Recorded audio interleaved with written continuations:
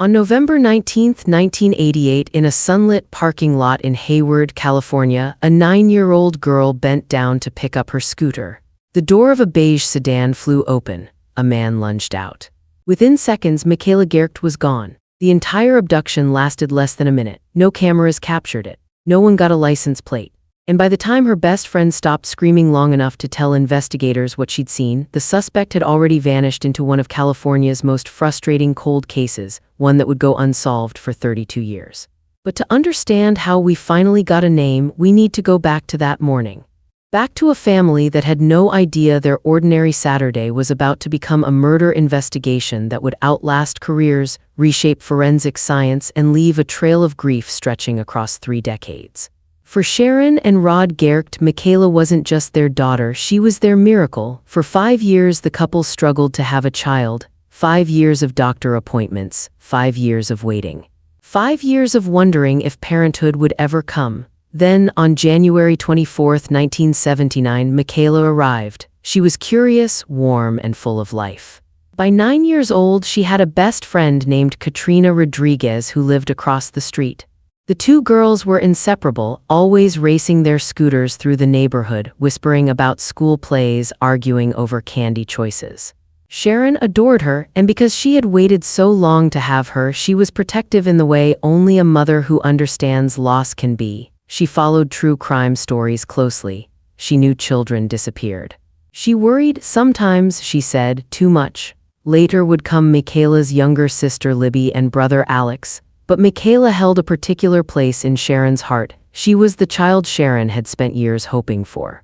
That Saturday morning, Katrina knocked on the door holding a coin her father had given her. The girls wanted to ride their scooters to the Rainbow Market, a small corner store just a few blocks away. A trip they'd made countless times before. Sharon's first instinct was no, but Michaela begged. It was daylight, the neighborhood felt safe, nothing bad had ever happened before. Eventually, Sharon gave in. She handed Michaela $5.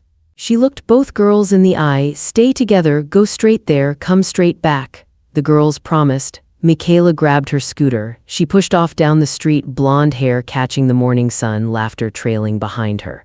Then, just before turning the corner, she stopped. She looked back. I love you, Mom, Sharon smiled. I love you too. Those were the last words they ever exchanged. The Rainbow Market was less than a mile away. To Michaela and Katrina, this wasn't some big adventure. It was routine. They wandered through the aisles, debated snacks, Mountain Dew, beef jerky, cherry taffy, and headed back outside. Everything felt normal until it didn't.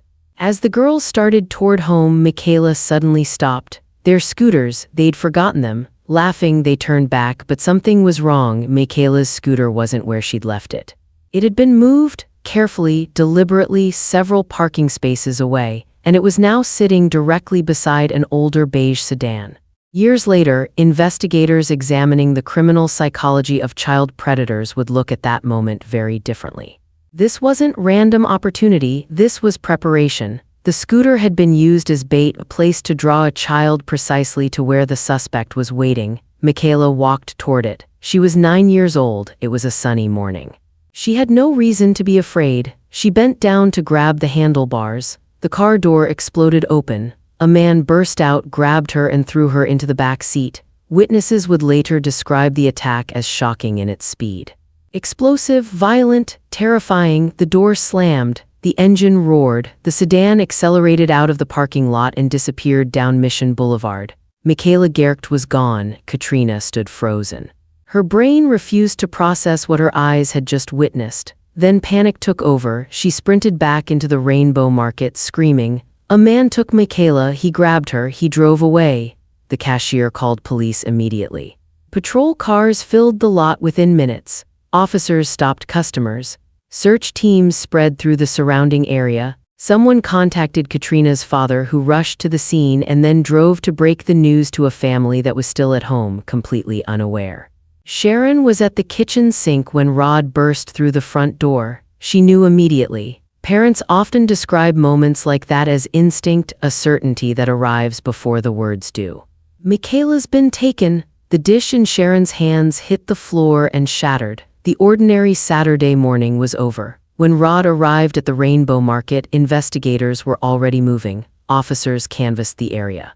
Witnesses were interviewed, forensic technicians processed the scene, but right away the murder investigation faced a problem that would define the next 3 decades. There were no cameras, not in the parking lot, not on nearby streets, not on surrounding buildings. In 1988, there was no digital trail, no footage, only human memory, and human memory, especially under extreme stress, is unreliable. The first key witness was the Rainbow Market cashier, Rona Rowland. She had noticed a suspicious man lingering outside the store before the abduction, parked near the entrance, watching customers, never going inside. Her description: a man around 30 years old with a large mustache driving an older dark red vehicle. Investigators immediately created a composite sketch. It spread across California within hours, broadcast on television, published in newspapers, shared with law enforcement statewide. For nearly 48 hours, every resource was pointed at that description. Then came the most critical interview of the entire investigation. Katrina Rodriguez, the 9-year-old girl who had been standing just feet away when Michaela was taken. In the immediate chaos, Katrina had given basic information, but a detailed, structured interview hadn't happened yet. When detectives finally sat down with her nearly 2 days later, what she told them stopped the investigation cold.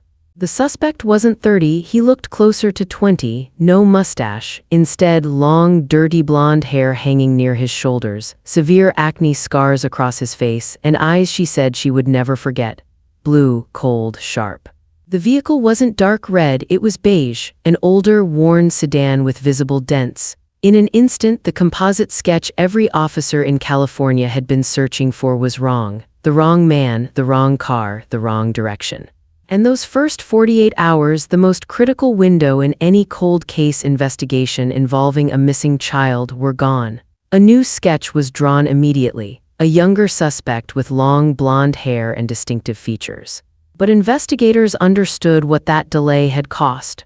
The real abductor had nearly 2 full days to disappear. Days became weeks, weeks became months. No ransom demand ever came, no confirmed sightings.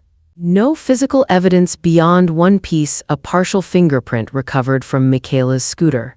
Forensic technicians had found it early in the investigation. It didn't belong to Michaela, to Katrina, or to anyone in either family.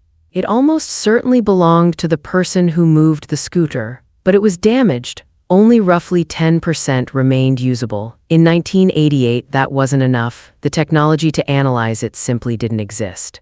So it was cataloged, stored, preserved, waiting. The FBI officially joined the investigation as the weeks passed. The case had attracted national attention. Across California, other child abductions were being investigated, and federal authorities feared a serial offender might be operating throughout the region. Resources poured in, tip lines were established, media coverage intensified, and still nothing. For Sharon, the worst part wasn't the waiting, it was the memory she couldn't shake. About a week before the abduction, she had walked into the kitchen early one morning to find Michaela already awake, sitting quietly at the table writing. "What are you doing?" "Writing a poem." When Sharon pressed her, Michaela admitted she'd been thinking about people who were kidnapped.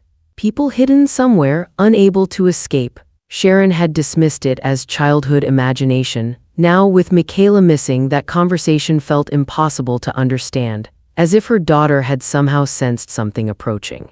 A darkness nobody else could see. That memory would stay with Sharon for the rest of her life. If you're watching this and you care about cases like Michaela's, cold case investigations that refuse to be forgotten, subscribe to Ripple Effect Stories. We post true crime documentaries every week focused on the cases where one moment changed everything. Hit subscribe so you don't miss what's coming. 32 years, that's how long the fingerprint from Michaela's scooter waited inside an evidence box. For detectives who refused to quit, it was always the piece of the case they came back to. Everyone knew what it could mean. Everyone understood it might be the only direct link between the suspect and the crime scene. But for 3 decades, the technology simply wasn't capable of unlocking it. Then, in the late 2010s, forensic science caught up. Advanced fingerprint enhancement software built to recover patterns from damaged or degraded evidence gave investigators a new tool. Computer imaging could now reveal ridged details that human analysis had previously been unable to see. Investigators reopened the evidence. Specialists carefully enhanced the partial print from the scooter, ridge by ridge, fragment by fragment. The process took months. Then the fingerprint produced a match.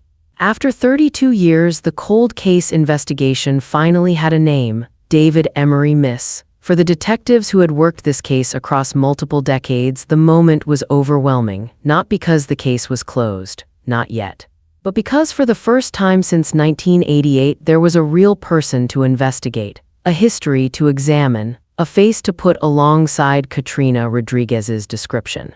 What investigators found when they looked into Miss deepened everything. He had a violent criminal history. Records revealed allegations of sexual violence, predatory behavior, and assault stretching back years. His age in 1988 aligned with Katrina's description. His physical features, documented in records, matched what she had described decades earlier: the hair, the build, the face. Even after 32 years, her memory had been accurate. A task force assembled. Thousands of pages of reports were reviewed. Evidence was reprocessed through modern tools. Every witness statement was re-examined. Then, investigators discovered something that expanded the case beyond Michaela entirely. Years before the fingerprint match, Miss had already become connected to another investigation, a murder case involving a young woman. The evidence suggested a pattern of violence, a pattern that had continued long after that morning in Hayward. That realization haunted the detectives on the case. If Miss truly abducted Michaela in 1988, how many other unsolved cold cases might be connected to the same man? How many other families were still searching? How many crimes had gone undetected beneath decades of silence? In 2020, authorities publicly announced the breakthrough. For the first time in 32 years, a suspect's name was connected to Michaela's disappearance. The announcement generated national headlines, but for Michaela's family, it wasn't a headline. It was the closest thing to an answer they had ever received. There is no clean ending to this story. Michaela Garecht has never been found. Her fate remains officially unknown. And the woman who spent 34 years searching for her, the mother who waited 5 years just to have her, never received the full truth she deserved. Sharon Garecht passed away in 2022. She died knowing a suspect had been identified. She died knowing the fingerprint had spoken. But she left this world before the case reached its final chapter. That is the true ripple effect of this crime. It didn't end in a parking lot in 1988. It spread outward through a family that was shattered and never fully rebuilt. Through a little girl named Katrina Rodriguez who grew into an adult carrying the weight of a morning she couldn't stop. Through investigators who carried the case through their entire careers. Through a mother who became one of California's most powerful voices for missing children, not because she chose that role, but because the alternative was silence. Sharon didn't just search for Michaela, she changed things. She appeared on television programs, she spoke at missing children conferences, she supported other families walking the same devastating road. She transformed private grief into public purpose because she understood that the only way to honor her daughter was to refuse to let the world forget. And the world didn't. Michaela's case became one of the most recognized true crime stories in modern American history. Her name appeared in true crime documentaries, cold case investigations, and congressional discussions about evidence preservation. In ways Sharon may never have fully realized, Michaela's story helped shape how law enforcement approaches forensic evidence, and why a fingerprint collected in 1988 was still preserved well enough to generate a match in 2020.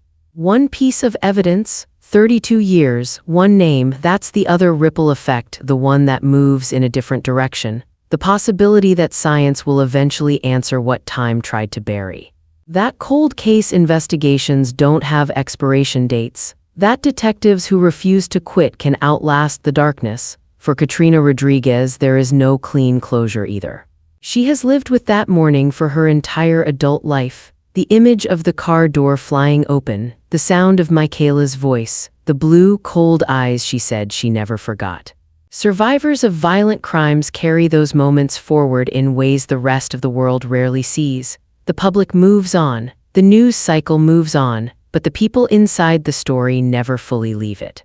That is what one decision in a parking lot on an ordinary Saturday morning created. A ripple that is still moving. This case is a reminder that the people inside true crime stories are more than headlines.